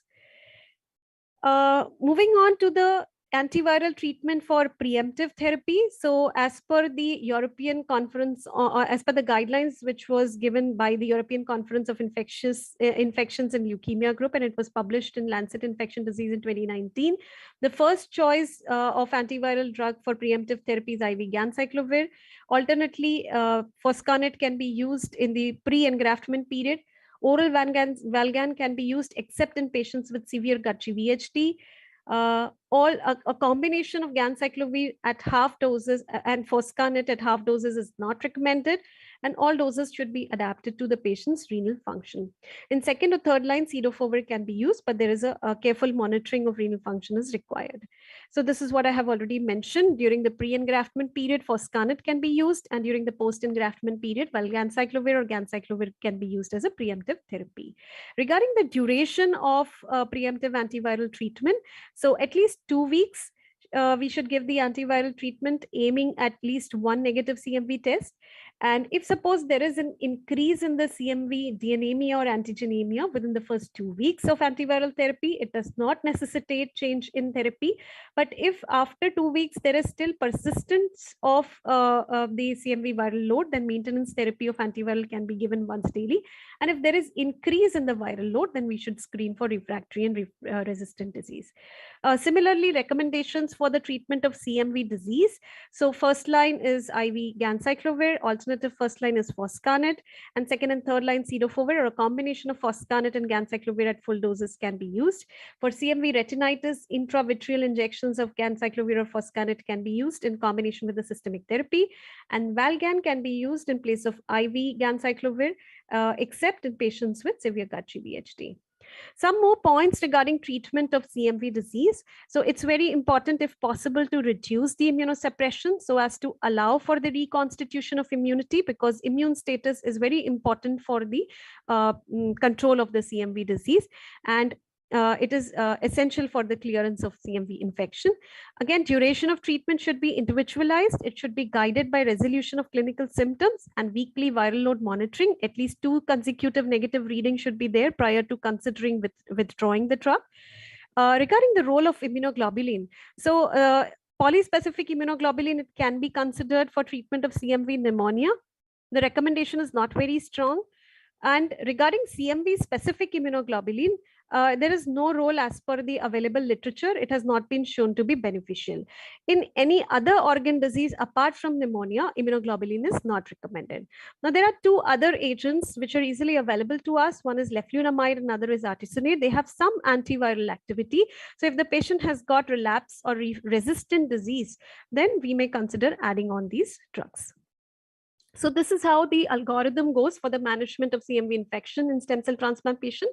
So if you detect the CMV viremia, you should start induction with now the threshold for starting the CMV management is variable. It depends upon the individual institute and the risk factor for the patient. Various centers use a cutoff of 500 to 1,000 copies per ml before starting preemptive therapy.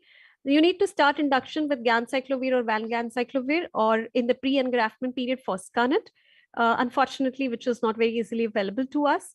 Then you need to monitor CMV weekly. And after 2 weeks of the therapy, if the CMV PCR is undetectable and there is clinical improvement, then we can stop the therapy and we can we can monitor till 100 days or at least 24 weeks after the resolution of viremia. You should aim for at least 2 undetectable CMV PCR. If suppose there is CMV PCR is declining, there is clinical improvement, but it is still positive after 2 weeks, then you continue the treatment until the CMV PCR is undetectable. The third group is if suppose there is an increase in the viral load more than 1 log from the baseline and there is no clinical improvement, then you need to send for CMV genotype resistance testing. And you need to switch the drug. So if the patient was on Valgan or ganciclovir, consider switching to foscarnet. If on foscarnet, change to ganciclovir or valganciclovir. And for us, I think cidofovir is more easily available, so we can consider switching to cidofovir with proper administration. Then adjust the therapy according to the genotype results and continue treatment until the CMV PCR is negative. Moving on to the refractory and resistant CMV infection. So refractory CMV infection means there is a CMV viremia that increases more than 1 log in the blood of the serum after 2 weeks of appropriate antiviral therapy, appropriately dosed also. So if suppose there is an increase, then we should consider that the CMV disease is refractory. What is a resistant CMV disease? So viral genetic alterations of genes which decreases the susceptibility to one or more of the anti-CMV agent is a resistant CMV disease. Refractory CMV disease is much more common than resistant CMV disease. Refractory disease have been reported to the tune of around 25 to 35% in post-allogenic transplant patient, whereas resistance is reported in 1 to 14.5% of the patient. Again, the risk is high with high-risk transplants such as haploidentical transplant and T-cell deplete transplant, and the risk is low with a T-cell replete and a matched sibling donor transplant. So these are the various risk factors for developing refractory and resistant disease. Transplant-related factors, as I told regarding the type of transplant. Then regarding the antiviral therapy, if there is a prolonged antiviral treatment in the past, if there is a previous antiviral exposure, if the drug was not properly dosed or it was not properly absorbed, then all of these can cause refractory or resistance to the CMV.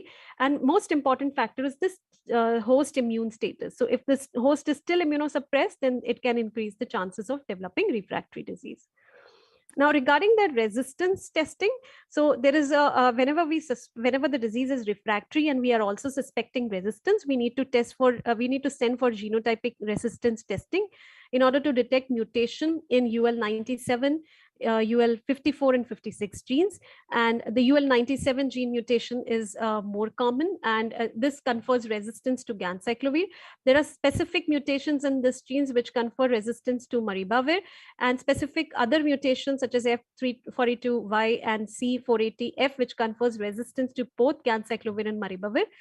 54, the mutation in the UL54 can cause mutation which can confer resistance to all the 3 drugs, foscarnet, ganciclovir, and cidofovir.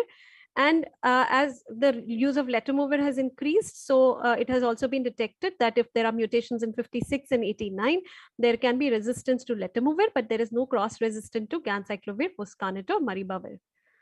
Regarding maribavir, this is the latest drug which has been approved in November 2021 for treatment of refractory and resistant CMV disease. So this drug was initially, it was tested for the prophylaxis. In phase 2 study, it did show efficacy in controlling the CMV viremia without any concern for myelosuppression. But phase 3 was a negative trial, probably because of the dose used and various other factors. Then it was tested for refractory CMV infection, and phase 2 trial did show benefit of maribavir versus placebo in terms of clearing the viremia within week 6. And based upon this results of this phase 2 trial, there was a randomized control phase 3 trial where maribavir was compared to the other investigator assigned therapy, such as galcyclovir, valganciclovir, and foscarnet. And it was shown that at week 8, there was significantly more clearance of viremia to the tune of 55% in the maribavir group as compared to the investigator assigned therapy. Also, it was shown that as far as the safety was concerned, there was less nephrotoxicity and myelotoxicity in the maribavir group, and thus based upon the results of this trial, the drug was approved for treatment of refractory and or resistant CMV infection and disease in adults and children aged 12 years or older. Now coming to something interesting, so adoptive T cell therapy. And we have already seen that the CMV specific T cells, they are very important for the prevention of CMV disease or rapid viremia clearance and protection against CMV. So in immunocompromised or the post-transplant patient, there is CMV, cell-mediated immunity is deficient.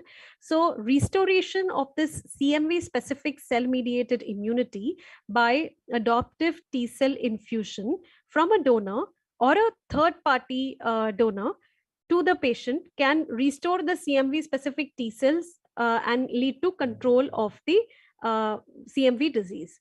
But there are various non-randomized trials which have basically looked into the efficacy and safety of using this CTLs or the CMV specific T cells from the donor or the third party and their infusion, and it had led to promising results in terms of viremia clearance and clinical recovery. And recently, there is an increase in the applicability of this ACT because of establishment of rapid T cell expansion, ex vivo T cell expansion methods, newer T cell isolation methods, and third-party banks. But there are obviously hurdles because of which this cannot come directly into the clinical practice. So access to the CTLs, timing, cost, and efficacy with ongoing steroid. But as per the recommendations, this can be a promising approach in relapsed refractory patient and can be tried whenever it is available. Next in the pipeline is CMV vaccine. And as we know that CMV leads to a lot of morbidity and mortality in transplant patients. So the development of safe and effective vaccine for CMV has been the focus of recent medical research. And there are various trials which are ongoing. The most importantly or the most commonly studied is the ASP0113, which is a bivalent DNA vaccine, and phase 2 trial did show antiviral effect, but immunogenicity is not statistically significant. So I would say that although it is promising to translate into the clinical practice, it will take time. Now, just to touch upon CMV infection in the non-hematopoietic transplant patient. So there are certain subgroup of patients, a non-transplant group, particularly the lymphoid malignancies, which are more prone for developing CMV-associated complications. Then use of certain drugs outside the transplant setting. I have already mentioned regarding the T-cell suppressive therapy. There is also a report suggesting that the use of hyperfractionated cyclophosphamide, vincristine, doxo, and dexamethasone in the hyper-CVAD regimen, there can be increased chances of CMV-related complications in almost 10% of the patients. Then idelalisib was also shown to have a CMV complications in around 6% of the patients. So monitoring is required as per the regulatory agencies in patients receiving idelalisib. But there are reports regarding certain other drugs such as druxolitinib, dasatinib, ibrutinib, brentuximab, and daratumumab regarding CMV infections. But at present, the data is not sufficient to make any recommendations for the monitoring and management. would go to the autologous stem cell transplant recipients. So the CMV infection rates in seropositive autologous transplant recipient is almost similar to the allogenic stem cell transplant, that is 30 to 50%, but the disease frequency is less, to the tune of less than 1%. And hence for standard autologous stem cell transplant, routine monitoring and preemptive therapy is not recommended. There are certain studies which have shown that myeloma patients, if they undergo allogenic autologous stem cell transplant after a bortezomib-based treatment, there was increasing incidence of symptomatic CMV reactivation, 4.1 to 6.7%. But these are only 2 small studies. Thus, to summarize, CMV reactivation post-transplant is associated with an increased risk of morbidity and mortality.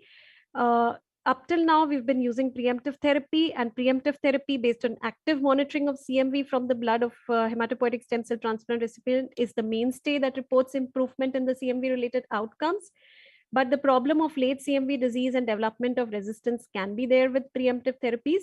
So newer drugs like letermovir and CMV prophylaxis for prophylaxis and maribavir for resistant and refractory CMV disease, they are welcome options, provided they become easily accessible and affordable for our patients. Till then, we should continue using active monitoring for CMV and preemptive therapy. Thus, novel antivirals, vaccines, immunotherapy, and predictive immunodiagnostic testing methods may improve the outcome in near future. With this, I would like to thank for the patient hearing and would address any questions if there. Thank you, Nidhi. That was wonderful. A lot of learning. I'm sure everybody benefited. You put in a lot of hard work and prepared this beautiful talk. Thank you so much. Give you rest for 2 minutes, in which we will just tell the answer to the quiz for the day, and then come back to the QA session with you and the audience as well as the faculty here. Okay, so that was the Sunday quiz. I'll go to the exact quiz. This was related to pneumocystis jirovecii infection. You were given these 9 statements and you were asked which is a wrong statement. So the first one, that is PJP was formerly known as PCP, is a correct statement. Dr. Karini isolated it from rats, and later on Zirovec isolated from the humans, is a correct statement. It was initially considered a trypanosome and later a protozoan, and finally confirmed to be a unicellular fungus. Many of you have written that this is a wrong statement. This is a correct statement. The trypanosome part probably is not so well known, and therefore probably people felt that this is a wrong statement. LDH is a sensitive test for PJP. It is raised in most of the majority of the patients. It reflects the degree of lung injury and it declines with a successful treatment. And if it remains high, it suggests failure, is a very, very important statement, and it's a correct statement. The problem was here, the raised beta D glucon, and we got a few answers that this is a wrong statement, and that is a wrong statement. Zygomycosis is one infection which does not raise beta D glucon, while PJP, being a fungus, its cell wall has it, and therefore it goes up. So BDG suggests that this may be PJP, Candida, or aspergillosis, but not zygomycosis. X-ray picture, CT scan picture were the classical pictures.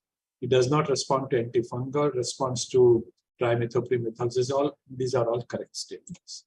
So the answer we were looking for is the 5th statement. And those of you who answered 5, this is the list. So we received correct answers from overall 7 out of about, again, 42 entries which we got. So 7 of you, and the 2nd to 7th are put up here. We received these answers between 11:45 and 11:50 in this order. Dr. S. Kanan Ramamurthy, Dr. S.K. Gupta, Dr. Shailendra Prasad Verma, Dr. Tanu Singhal, Dr. Arihan Jain, and Dr. Ragini Tilak. So thank you, wonderful. You all gave the correct answer at a very short period of within about 5 minutes. And the winner, that is fastest finger fast, was at 11:44, and that is Dr. Saswata Saha. Dr. Saswata Saha, to the best of my knowledge, you are from Department of Medical Oncology, Tata Memorial Hospital, Parel, Mumbai. That is what our records say. It's possible you might have moved on or you might have been ahead of assistant professor, but congratulations to you, and send us your details and we will send you the token amount from the MHG as the prize money. I'll stop here and now we will open the question answer session for Dr. Nidhi. So those of you who want to ask questions, we can use the raise hand sign, and audience can put questions in the question box. We have two questions, Dr. Nidhi, for you already. Dr. Nidhi, you are there? Yes, sir.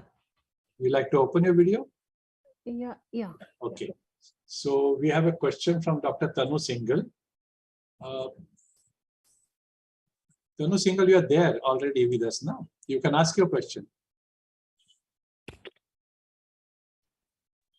Hello.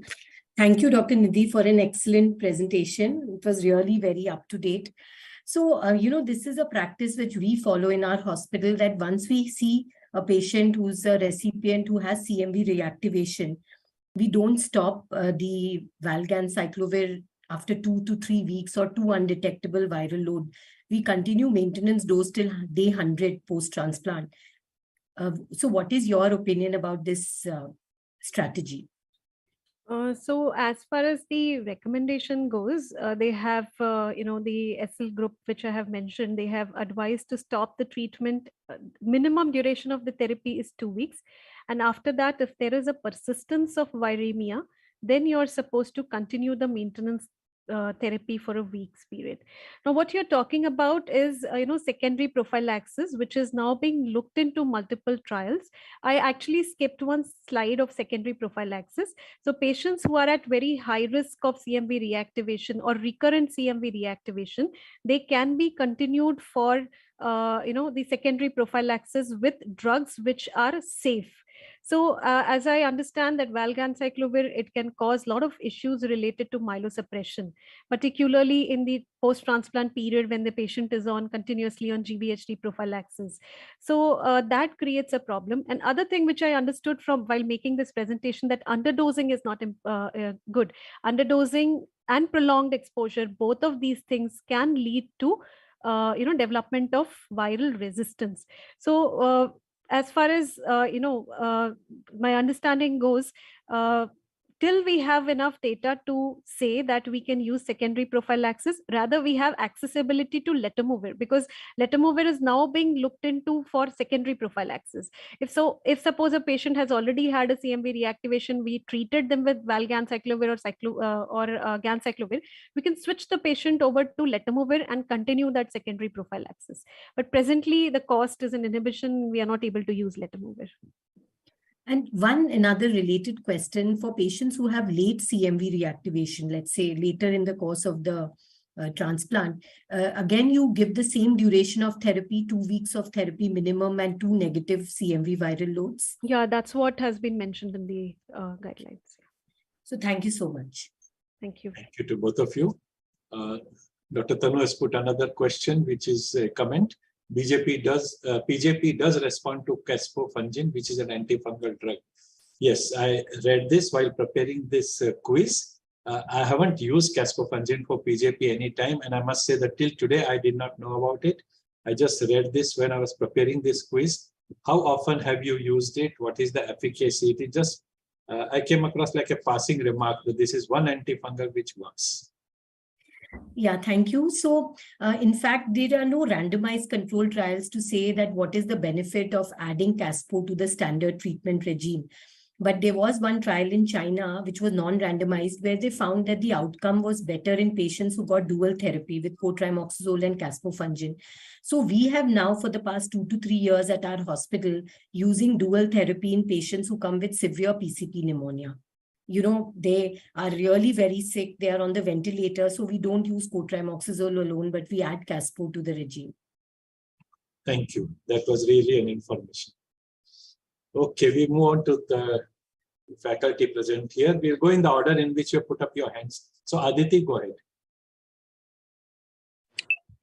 Thank you. That was a very nice lecture. So I have 2 questions. First, it's at your center, at what level of CMV viral load do you start preemptive therapy, and how do you manage the dosing according to the cytopenia? Yeah, so as I've mentioned that, it is an institutional policy to decide regarding which type of test you're using and what is the threshold. So for us, we usually start at 1,000 copies per ml, and it also depends upon what are the underlying, patient risk factors. So sometimes if it is immediately in the post-transplant or the neutropenic period, and I find one value which is 1,000, and the patient is not a very high risk patient, as in we are dealing with a matched sibling donor transplant and it's a T cell replete transplant, then I would wait at that point and do not start the preemptive therapy right away because of the risk of further, neutropenia and myelosuppression. So I would again repeat it probably twice in a week rather than weekly. I'll be repeating it twice weekly. And if there is a jump in the viral load and the doubling time is, less than 2 to 3 days, then I would go on to start with the antiviral therapy. Unfortunately, we do not have foscarnet, so the drug which is available to us is only ganciclovir or vanganciclovir, so we'll have to start that. Now, as far as the dose modification is concerned in terms of neutropenia, if we look into the recommendation, there is the dose modification should not be done in the setting of an active viral replication, because that will lead to increase in the chances of resistance. So we should give the full dose. And as I said that, we can wait till the engraftment and then start if it is a low risk patient, but if it is a high risk patient, we have no choice and we can start.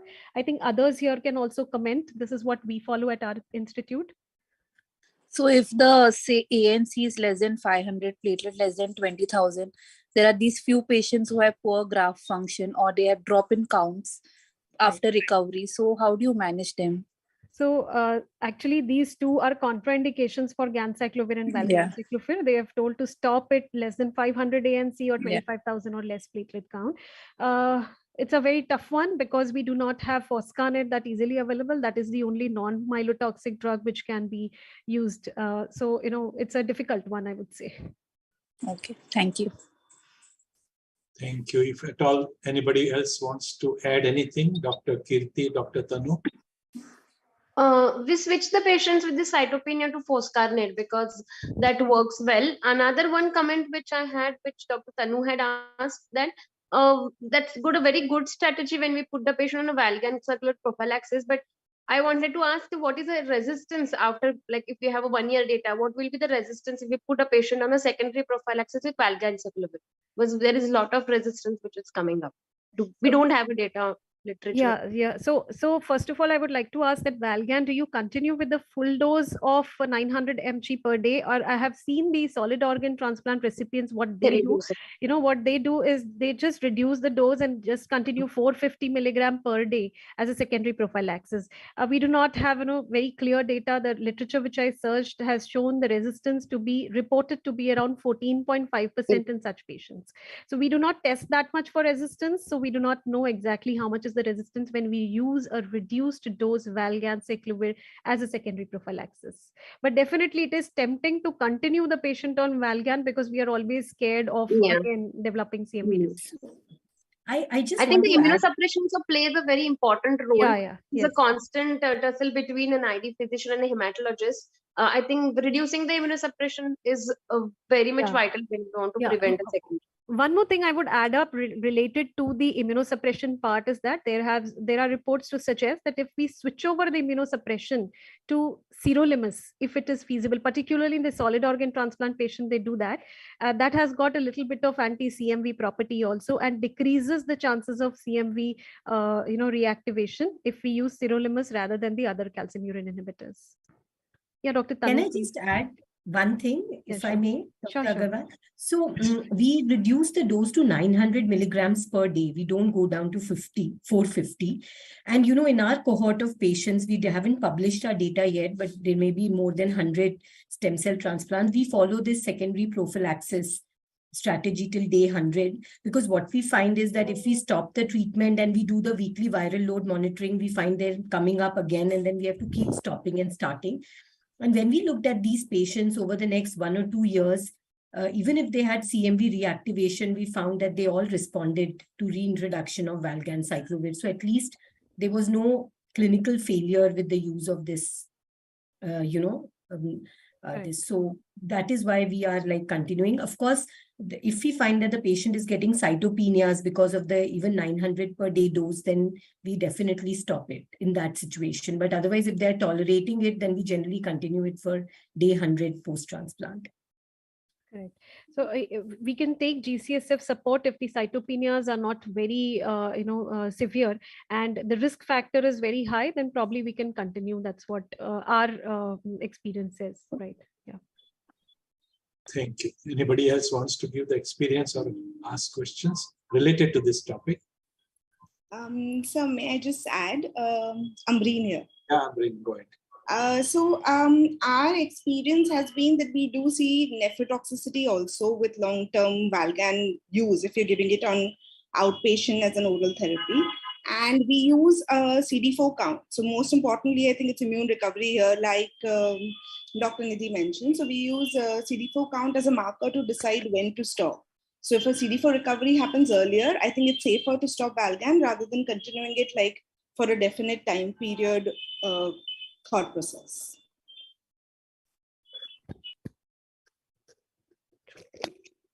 I think we will definitely have these CMV immunity assays which will come to role, and we can risk stratify these patients. And as I mentioned that to decide on the duration of prophylaxis, this assays can probably play an important role if they are available to us. Thank you. Should we move on or any other comment? Okay, Dr. Abha, your question. Thank you, sir. And thank you, ma'am, for such a lucid presentation. I just have one very practical question, ma'am. In the context of ALL, particularly in the maintenance phase, in some patients of persistent pancytopenia, we see that they are having this cytopenia. And even after treatment, sometimes, the weekly titer just, it doesn't become non-detectable. The reading comes as less than 150, less than 150, but meanwhile, the pancytopenia has resolved. So in the context of ALL, would you still like to continue the treatment till such time that we, receive undetectable levels, although the symptoms have resolved? So you mean that the viral copies, they are Yes. less than 500? Less than 150 copies. Less than 150 copies. Yes. So no, I would not like to continue after that. As I've mentioned that the CMV viral load testing, it has got a lot of interlab, intralab variability. What kind of assay they have used and what specimen has been tested, that has to be it has to be standard, and same should be used always. So we have to continue close monitoring. But if suppose it is causing cytopenias and hampering the administration of 6MP and methotrexate, it is important to monitor rather than to continue the drug. Thank you, ma'am. Thank you. Any comments on this discussion? Okay. Dr. Ambreen, you have a question for Nidhi? Yes, sir. Just to start with, Dr. Nidhi, that was a very beautiful presentation. I think you covered something so complex in such simpler terms and with all the nuances, like making sure that you do the PCR in the correct way, all of that. That's extremely beautifully done. My question was your experience of TMA in CMV patients. Do you see them and how do you manage them? So haven't seen yet actually in my experience. So I think sir can comment if he has seen one, or anyone else can share their experience. So I'm not a transplanter, but there are plenty of transplanters around here. Yeah. Somebody wants to. Ruchira. I can see who else is there. Subha Prakash. Want to say anything? No, so probably ready. You want to give your experience, Ambreen? No, so we've seen like a one odd case, but that was a little flummoxing for us to like reach a diagnosis because it's too many things happening at the same time. Thrombocytopenia can be because of drugs, can be because of other reasons. So that's why I wanted to know if anybody else has seen it and how was their experience. But you must have had RBC fragmentation with it. So yes, we did see schistocytes, but that sometimes was not like the first thing which came up. So nephrotoxicity, can creatinine going up or hypertension, all of that becomes very confounding in them. And we eventually made a diagnosis on biopsy. That's the reason why I wanted to know if anybody else is here. Okay. Probably there is Difficult one. experience. No one is adding anything. You have another question, Dr. Amrin? So one more question for Dr. Nidhi. What's your experience of CMV reactivation in PTCY? Yeah, so in PTCY, I would say it's a very high risk factor for CMV reactivation.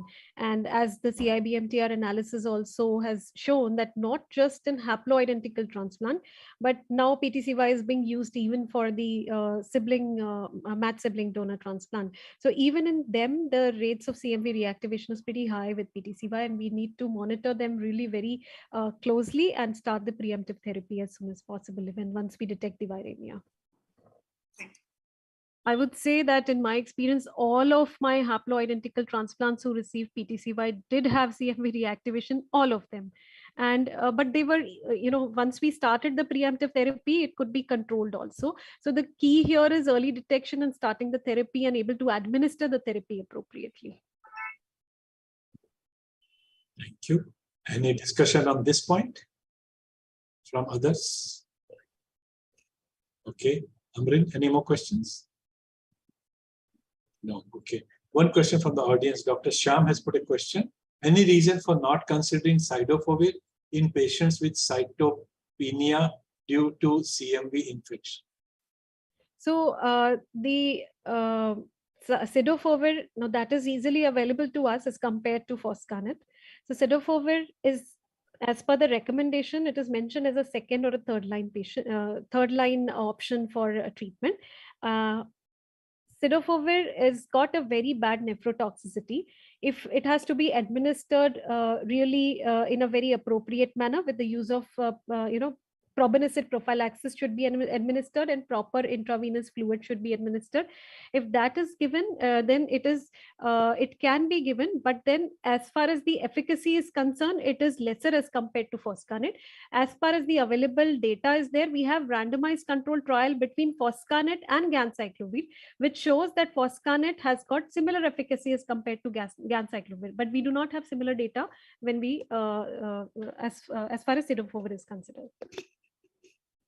Thank you. Somebody wants to share experience on cidofovir? Cidofovir actually is a good drug, sir, but it, as we said, it has a lot of nephrotoxicity. We had used in our center for 1 or 2 patients, but because of the advantage, the foscarnet is also available. Somehow we could get it. And even the recent guidelines 2020, which from Mac Anderson also says that foscarnet is a preferred drug over cidofovir. There are no head-to-head trials available, but because sheer advantage of toxicity, it is foscarnet. So, Kirti, there's a question from Tanu. Where did you? I got it. Foscarnet is always from the grey market, so it is directly prescription, not available. Right. These guys can get you anything on the earth here. Yeah. Okay, Dr. Sharma. Yes, sir, Dr. Amit here. Amit, go ahead.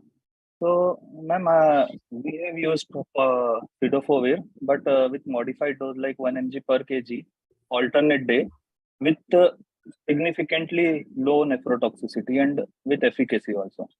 So, we have tried in patients whom we cannot give either ganciclovir or valganciclovir. But it is efficacious because there are literature on low dose cidofovir in adenoviremia. Correct. So, same we have applied in CL.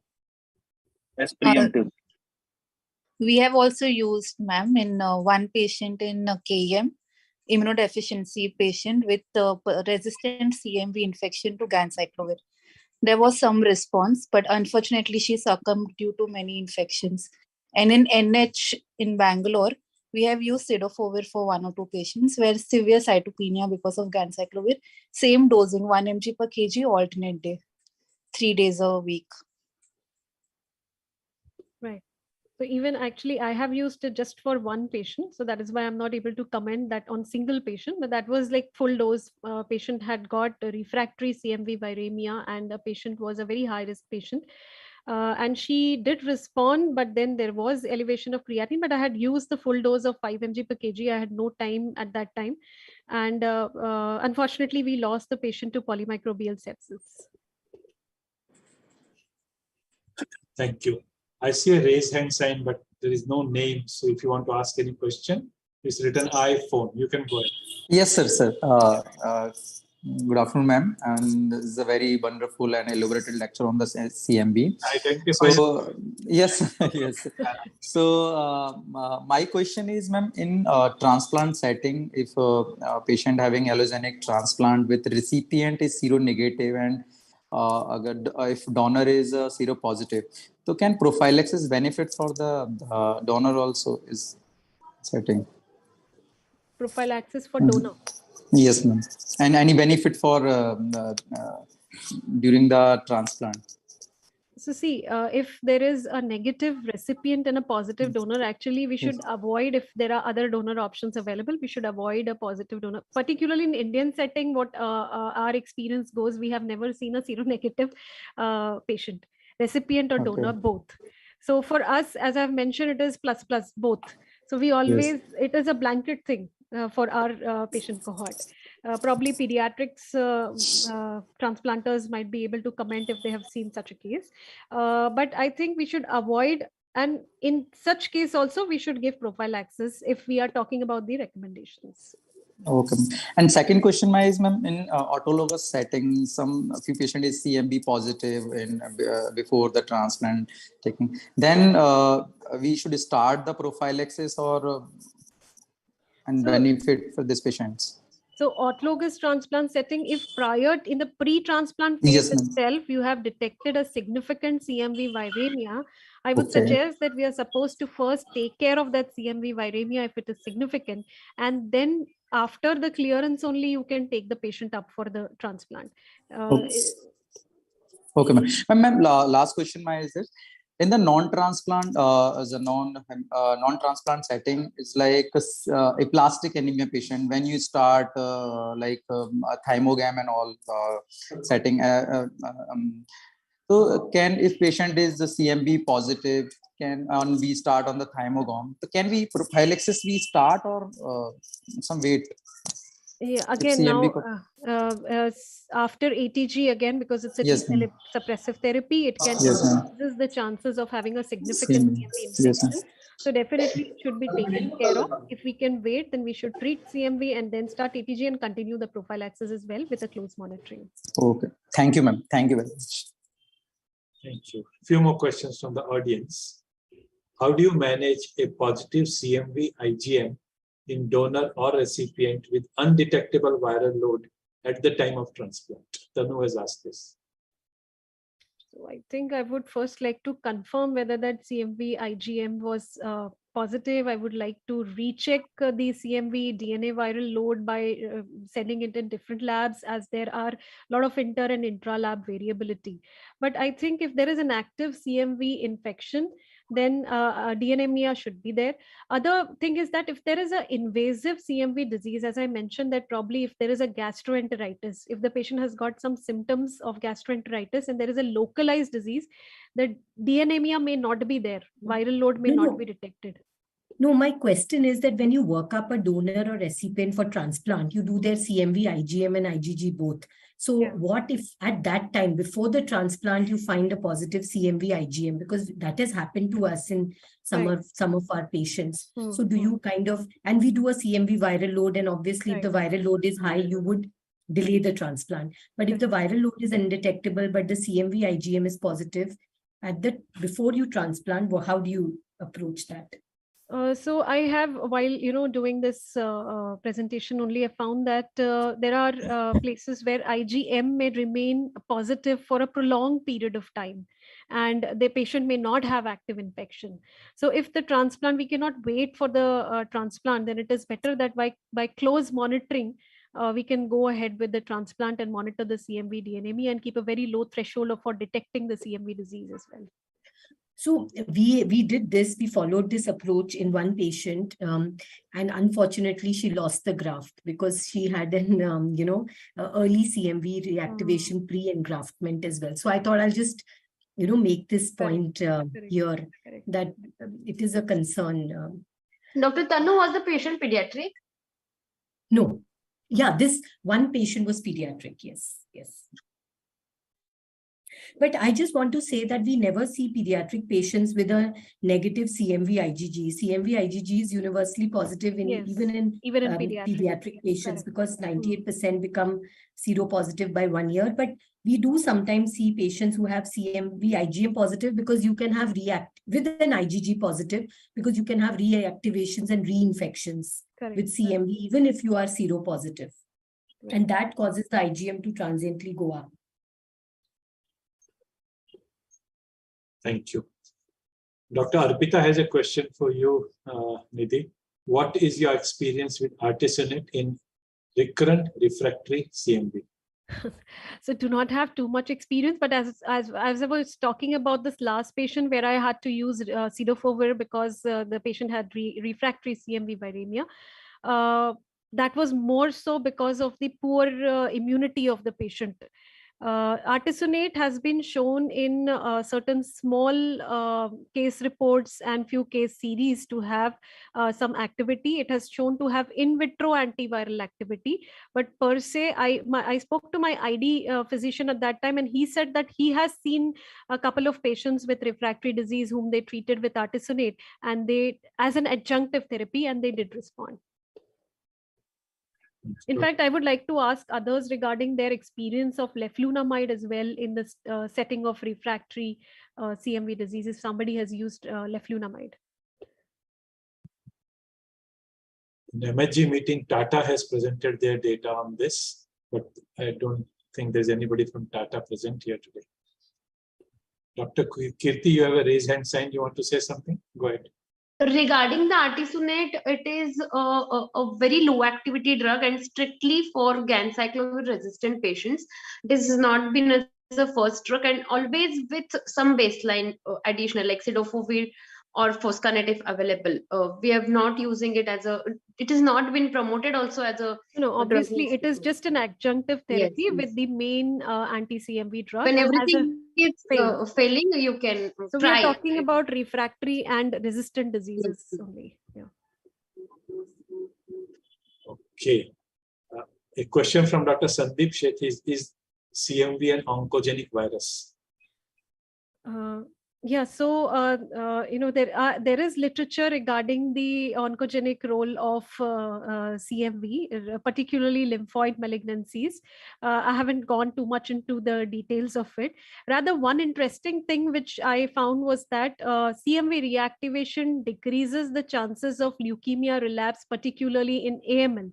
This has been there in small studies, although a large prospective trial negated this finding, but CMV had a preventive role in leukemia relapse is what I found interesting, although probably the larger studies have negated it. Excellent presentation, Nidhi. Thank you.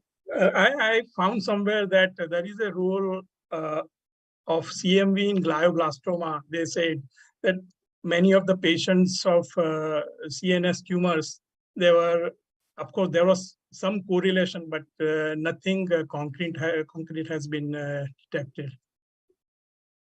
Thank you. Question from Dr. Sharma. Though biopsies remain the gold standard for diagnosis, quantitative grading of CMV inclusions and degree of tissue damage is being suggested before therapy. Any comments? In terms of the diagnosis, sorry, I missed some part of the question, sir. I'll read this again. Although biopsies remain the gold standard for diagnosing, quantitative grading of the inclusion bodies and the degree of the tissue damage, will that have an impact on deciding the treatment? I don't think it will have impact on deciding the treatment. If there is CMV disease and it has been proven by the histopathology, the CMV inclusion bodies are there and the IHC staining is positive, then we have to treat. I don't think it has got any role regarding, which kind of treatment to use. Thank you. Dr. Arihant Jain has a question. Given the limited sensitivity of HPR with IHC, Do you use tissue PCR from the gut biopsies to differentiate or diagnose a concomitant CMV colitis with GI-GVHD, particularly when there is no CMV anemia? Very good question. Actually, I have do not have any personal experience on that, but yes, I have. The literature suggests that the tissue sample can be used for measuring the DNAmia, particularly in GI-GVHD and in the pulmonary, particularly in GI-CMV infection and the pulmonary disease. So, particularly, I will talk about the pneumonia part, CMV pneumonia. So there is the role of doing the PCR on the BAL sample, although it has got a very good negative predictive value. So suppose if the DNA PCR is negative in the BAL sample, then almost 100% you can be sure that the pneumonia is not due to CMV. But there can be asymptomatic viral shedding from the airways. So that is why it does not have a good positive predictive value. And positive predictive value is higher if suppose the DNA viral load in the BAL sample is higher. I haven't personally done DNA PCR on the tissue biopsy, because whenever we suspect, most of the time we have found CMV inclusion bodies and the IHC was positive. And concomitant GI-GVHD along with the CMV is a very challenging situation, and there I think you can try this. Okay. Dr. Kirti wants to ask you, is tissue DNA PCR standardized? No, I don't think it is standardized, but it can help us in the diagnosis when we are dealing with a situation where there is a concomitant presence. We are suspecting both GI-GVHD as well as CMV. I think histopathologist can add to it if suppose Dr. Sandeep can add to it if he's there. No, I haven't heard of it. No. Thank you. I think histopathology. Yeah. So can I add, we had a case of CMV enteritis with no CMV DNA in the blood, but it could be picked up by inclusion bodies. The histopathologist had reported it as enteritis. Thank you. Dr. Pandya Rajan wants to know, can you explain about the significance range of CMV viral load on which you will act and start the treatment? You already mentioned this, you can repeat. Yeah, so it's the threshold has not been fixed actually. It depends upon the institution as well as the underlying risk factor of the patient. We usually consider 1,000 copies per ml as significant to start. And I think I have read a couple of guidelines like the Oxford guidelines. They also practice 1,000 copies per ml to start the preemptive therapy. If suppose it is in the period where we cannot straight off start the therapy due to neutropenia, then we can wait and repeat a couple of tests. And if the doubling time is around 2 to 3 days, then probably we can think about starting it at that point. Thank you. Dr. Krishna Ratnam wants to know, you do these tests of CMV from plasma or whole blood? So we do it from plasma, and the guideline says that both of them are fine. But if suppose you've started doing it from plasma, then you should monitor it by plasma only all the time. Whole blood has got little higher level of CMV copies picked up as compared to plasma, but both of them are okay. Thank you. Dr. Karim has quoted a case and he wants your comment. A CMV infection after allo transplant in a patient of severe aplastic anemia. This patient developed paraplegia. This patient also developed graft failure. The CT brain and MRI spine all normal. Can you put everything together and explain the cause of paraplegia? So MRI spine was also normal. Normal. Okay, so although CMV can affect the, it can lead to encephalitis. I'm not sure whether it can lead to myelitis and cause this. I think we can do a CSF DNA PCR to find if there is any, CNS affection because of CMV, which has not been picked up on the MRI. Thank you. And the last question again from him is, after allotransplant, graft failure due to CMV, which anti-CMV drug do you use during the cytopenia? So again, foscarnet is the drug of choice in such cases, but as we do not have the drug very easily available to us, if we can procure it, better to use foscarnet. Thank you. So I think that's all what we have from the audience. If at all there is anything more from the faculty here, otherwise we call it a day.